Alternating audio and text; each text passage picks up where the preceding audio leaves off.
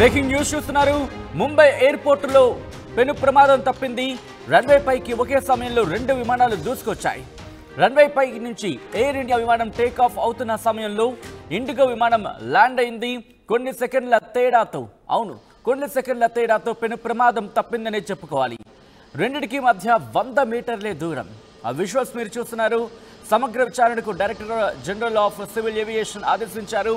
Air traffic control అధికారిపై వేటు పడినట్టుగా తెలుస్తోంది. Social మీడియాలో వైరల్గా మారింది ఆ వీడియో. విజువల్స్లో మీరు చూస్తున్నారు. కొద్దిసేపు కనుక ఆలస్యం అయి ఉంటే బహుశా 100 మంది ప్రాణాలకు సంబంధించి ప్రాణాపాయం కలిగేది. విజువల్స్ మీరు చూస్తున్నారు. ముంబై ఎయిర్పోర్టులో పెను ప్రమాదం తప్పిన విజువల్స్ మీరు చూస్తున్నారు.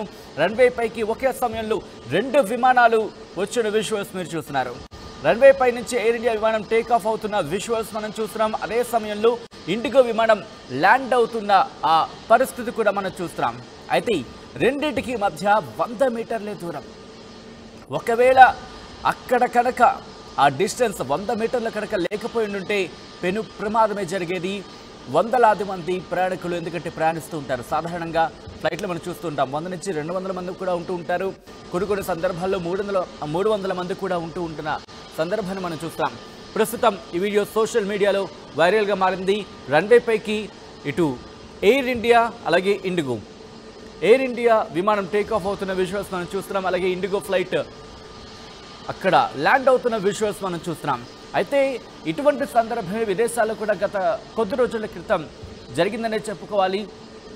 అయితే అక్కడ పెను ప్రమాదం జరిగిందనే చెప్పుకోవచ్చు. ఎందుకంటే ఎదురుగా వస్తూ సందర్భంలో కొన్ని సెకండ్ల తేడాతోనే అక్కడ ప్రమాదం జరిగిన సందర్భాన్ని మనం చూసిన పరిస్థితి. అయితే ప్రస్తుతం ముంబైలో జరిగిన ఈ సంఘటన ఒక్కసారిగా ఉలిక్కిపడేలా చేస్తుంది. దీంతో సివిల్ ఏవియేషన్ యాక్టివ్ అయినట్టుగా తెలుస్తుంది.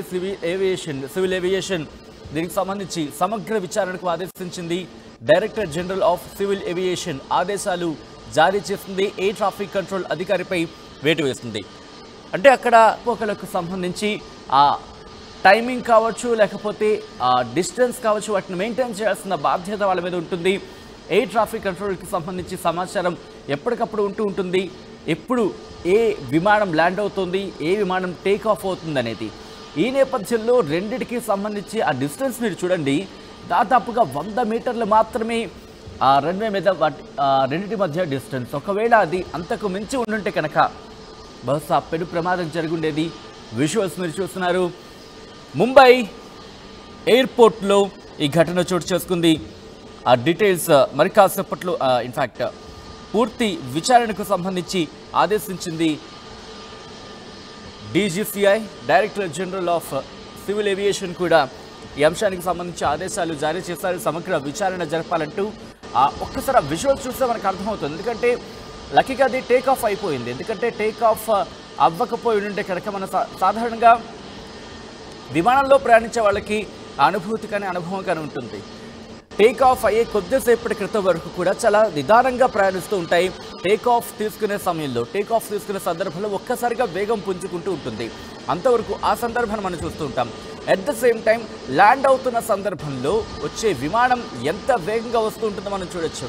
అది ల్యాండ్ అయిన తర్వాత కూడా తన వేగాన్ని కంటిన్యూ అవుతూ ఉంటుంది.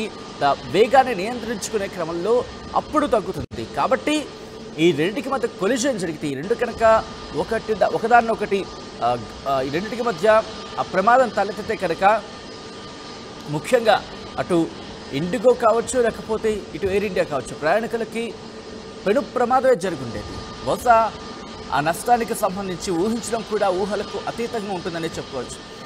ప్రస్తుతానికైతే మాత్రం అటువంటి ప్రమాదం జరగలేదు. పెను ప్రమాదమే తప్పింది. కానీ సాధారణంగా మనం చూస్తూ ఉంటాం ముంబై ఎయిర్పోర్ట్ అనగానే చాలా బిజీగా ఉంటుంది, చాలా ఎంగేజ్డ్గా ఉంటుంది. దేశ విదేశాల నుంచి వస్తూ ఉంటారు, వెళుతూ ఉంటారు. దేశ విదేశాలకు వెళ్ళడానికి ఒక కీ రోల్ పోషిస్తూ ఉంటుంది ముంబై ఎయిర్పోర్ట్. అటువంటి ఎయిర్పోర్ట్లో ఇటువంటి బాధ్యత రాహిత్యం ఎవరిది అనే అంశానికి సంబంధించి civil aviation director general of civil aviation ఇప్పటికీ ఆదేశాలు జారీ చేశారు.